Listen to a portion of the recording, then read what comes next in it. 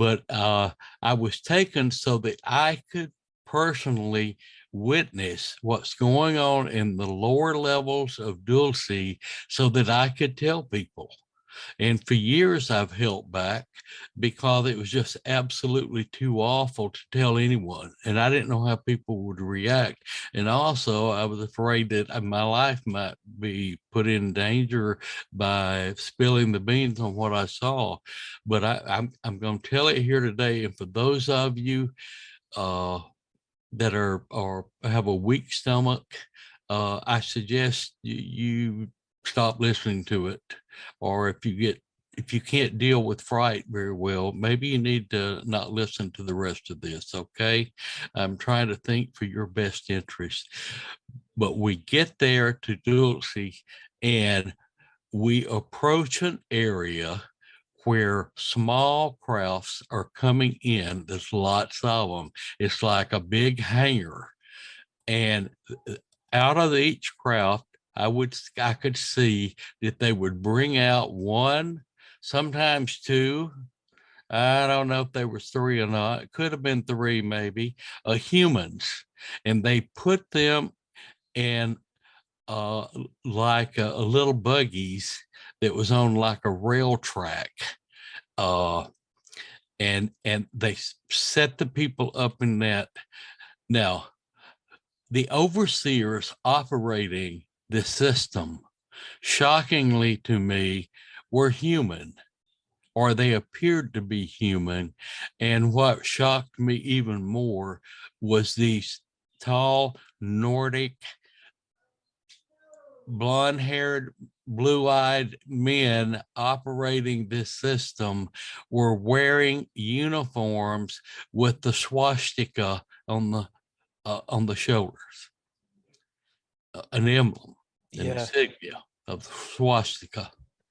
Now, think about this and think about World War II and what all was going on there, and the association of this might indicate who was controlling Hitler and what was really behind all that.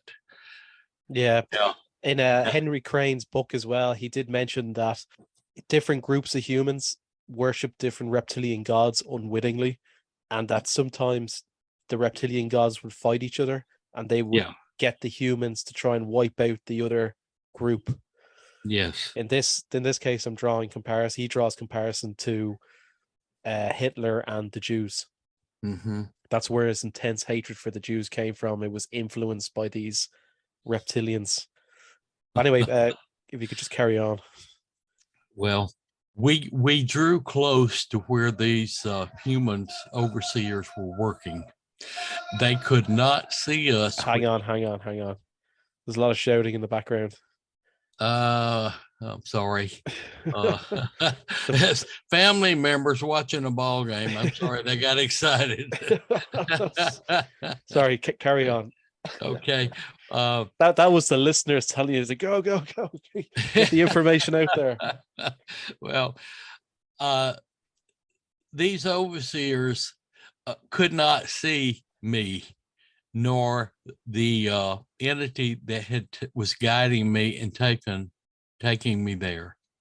We were, to me, ethereal. We were not in solid form where they could see us, but these workers, these Nordic people, were solid material. The humans they brought in, they put in these little train cars, were all sitting there like zombies, like they were stunned. And one of the things that bothered me in the first time I saw this with Barbara under hypnosis, it really wrecked me emotionally.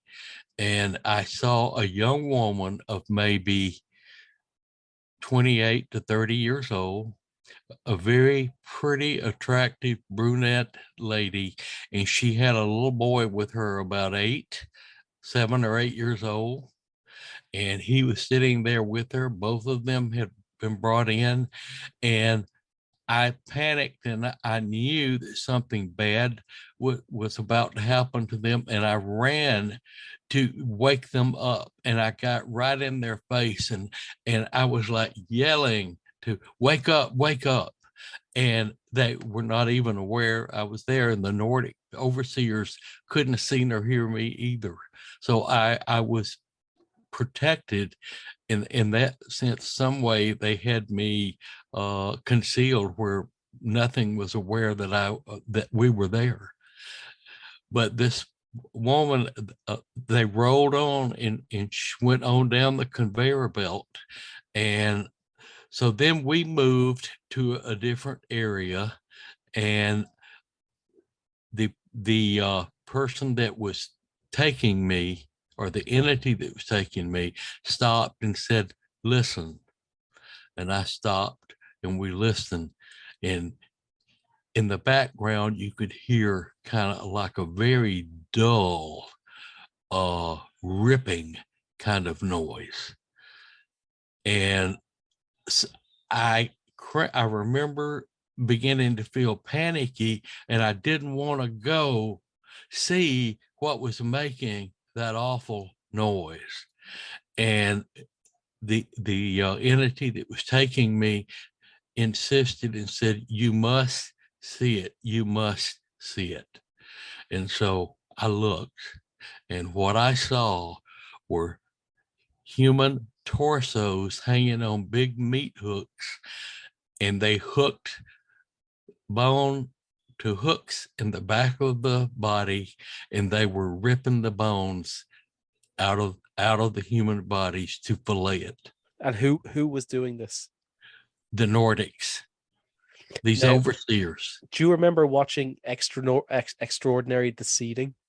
Do you remember Never that? heard of that. No, I never heard of it. No, we definitely watched this. It was remember we spoke about the guy waking up in his clone. You said it was a pretty good documentary. Oh yeah, I Yeah. do remember now. Do you remember what he was saying? That he was walking past one of these Nordics, and he said it was like their face just kind of shifted briefly into reptilian face and then shift back. It was like a hologram that was put over the face. Right. Okay. Now I remember now. Thank you. Yes. Is it possible that this might have been an illusion? It's possible. Yeah. When you're dealing with this phenomenon, anything is possible, you know. Right. Sorry, continue. It's quite all right. The next phase of Dulce that I saw was, we went to a large room that was extremely cold, and inside this room were boxes that were like a little small metal caskets, only they weren't caskets, they were more like coolers. And they were bringing in uh, human body parts, arms, legs, torsos, all kinds of body parts, and packing them into these crates. And then there was a lot of them. It was a big operation. And I saw, I'm going to say probably 6 different Nordics working on 6 different boxes at one time, if I recall correctly. And they were packing all this in, and then they were putting the boxes, once they're full, on a conveyor belt roller. And it reminded me of present day where your luggage comes in at an airport on those rollers. It was like rolling on that, and it rolled into an area where there were a lot of craft waiting, and they were loading them, these crafts, where they were taking them, in my opinion, I assume they were taking them out to colonies in space somewhere, or colonies here on our own planet that we're not aware of. Wow. It's a meat processing plant. We've touched on it briefly before, but Yes, here but it is. I never really went into detail like I just have now, and that's all I saw on that, and I don't ever really want to see any more. And what did the aliens say anything about this at the time? It was after this that I was told that they wanted me to witness what was really happening so that I would tell people. And I shared all this with Barbara, but unfortunately, Carla left us before I was able to share all this with her uh, because her sickness came about so fast that Barbara and I had not covered a lot of this in our hypnotic regressions. Yeah. I remember Carla did briefly touch on it before, where she said that you just reminded me of it when you were saying that people were in a zombie state, and Yeah, you were shouting at them that you can't treat our people this way. right. Yeah. So these Nordic looking beings are in Nazi uniforms. That's an Yeah, interest that's an yeah. interesting part as well. Um And also while it's popped in my head here, uh, I'm not the only one. Only case that Barbara had worked with that had seen this. I was one of several that she had worked with over say a 10-year period that had seen very similar. Their accounts were very similar to what I saw, and they also reported the Nazi swastikas.